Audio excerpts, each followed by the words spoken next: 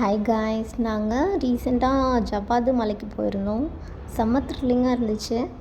So செம்ம பியூட்டிஃபுல்லாக இருந்துச்சு. எப்படி சொல்கிறதுனே தெரியல. பட் எனக்கு ஃபஸ்ட்டு மலைப்பயணம் போகிறதுனா, அதுவும் பைக்கில் இதுதான் ஃபஸ்ட் டைம். ஸோ எனக்கு ரொம்ப பயமாக இருந்துச்சு, ரொம்ப எக்ஸைட்டிங்காக இருந்துச்சு.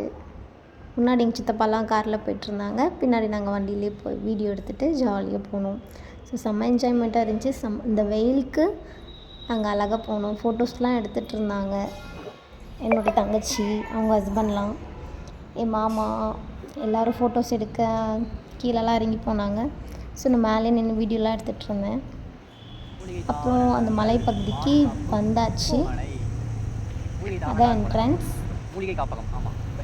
ரொம்ப க்ரீன்ஃபுல்லாக இருந்துச்சு. வர வரைக்கும் ரொம்ப காஞ்சி போன மாதிரி இருந்துச்சு. அதுக்கப்புறம் ரொம்ப க்ரீனாக தான் இருந்துச்சு. அப்போ தாங்க வீடெல்லாம் நான் ஒன்றா பார்த்தேன். அதுக்கப்புறம் அப்படியே நாங்கள் ஜாலியாக போயிட்டே இருந்தோம். ஒரு இடத்துல கொஞ்சமாக தண்ணி பார்த்தோம். அப்புறம் தண்ணிலாம் அதிகமாக இல்லை, ஸோ கொஞ்சமாக இருந்துச்சு.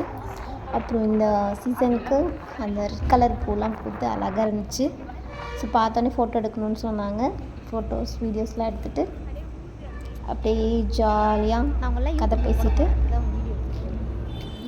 எங்கே நம்ம போகிறோன்னே தெரியாமல் போய்கிட்டு இருந்தோம்.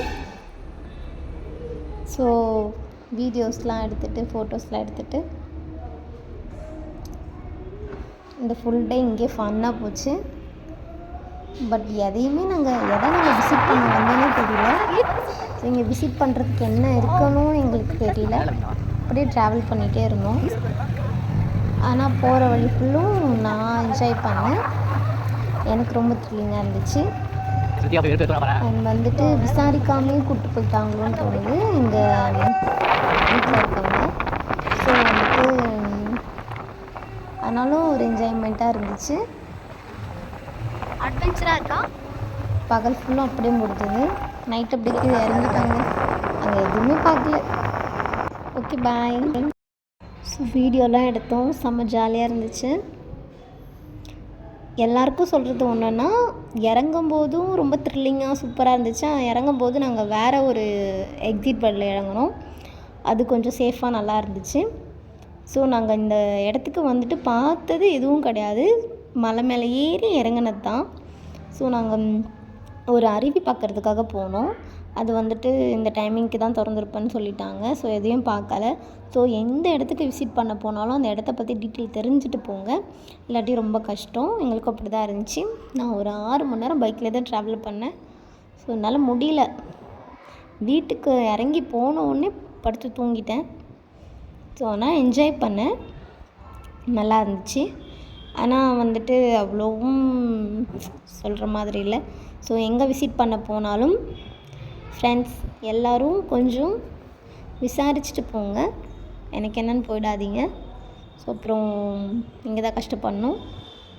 அதான் ஓகேவா. எல்லோரும் சம்மரை என்ஜாய் பண்ணுங்கள் ஜாலியாக. என்ன ஒன்று, நல்ல வேளை அன்றைக்கி வெயில் அடிக்கலை, அதனால் ஜாலியாக இருந்துச்சு. இல்லாட்டி ரொம்ப கஷ்டம்தான். ரொம்ப த்ரில்லிங்காக இருந்துச்சு. ரொம்ப அட்வென்ச்சர் த்ரில்லிங்கை விரும்புகிறவங்க இந்த இடத்துக்கு போகலாம். ஸோ ஜாலியாக தான் இருந்துச்சு. ஓகேவா. ஓகே காய்ஸ், என்னோடய வீடியோ பார்க்கணுன்னு நினச்சிங்கன்னா என்னோடய சேனலை சப்ஸ்கிரைப் பண்ணுங்கள், சப்போர்ட் பண்ணுங்கள். பாய், டாட்டா.